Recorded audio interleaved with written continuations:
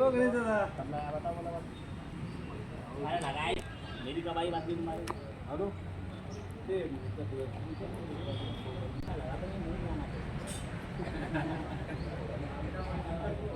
एकनाथराव कुठे आहे?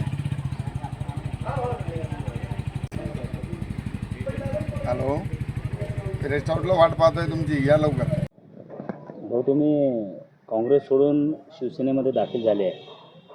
प्रदेशाध्यक्षपदी हर्षवर्धन सपकाळ यांची नियुक्ती झाल्यामुळे ही नाराजी आहे का? मुळीच नाही. त्यांनी प्रदेशाध्यक्ष व्हावं, त्यांनी भारताचे अध्यक्ष व्हावं. खरगे साहेबांनंतर त्यांनी भारताचा अध्यक्ष झालाच, आम्हाला आनंदच होईल. परंतु काँग्रेस पक्ष हा सर्वसामान्यांना घेऊन चालणार आहे. प्रत्येक थरातील कार्यकर्त्यांना समवेत घेतलं पाहिजे असं काँग्रेसचे ध्येय धोरणं होते. परंतु या ध्येय धोरणांपासून हर्षवर्धन सपकाळ हे दूर गेलेले आहेत. त्यामुळं त्यांना गरीब कार्यकर्त्यांबद्दल, सामान्य कार्यकर्त्यांबद्दल द्वेष निर्माण झालेला असल्यामुळं सर्व मंडळी ही काँग्रेस पक्षाला सोडित आहे. काय वाटते की प्रदेशाध्यक्ष झाल्यानंतर काँग्रेस वाढणार आहे का राज्याची? माझा अनुभव आहे, 2014 पासून त्यांनी बुलढाणा विधानसभेचं नेतृत्व त्यांनी केलेलं आहे.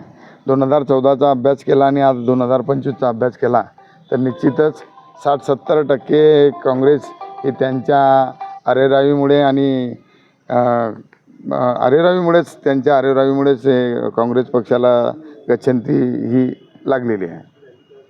यापुढे आता आपण शिवसेनेमध्ये काम करणार आहे. आपण काही गंभीर स्वरूपाचे आरोप केलेले आहेत की याआधी त्यांनी स्वतः शिवसेनेचं काम केलं, काय ते तिथं असते?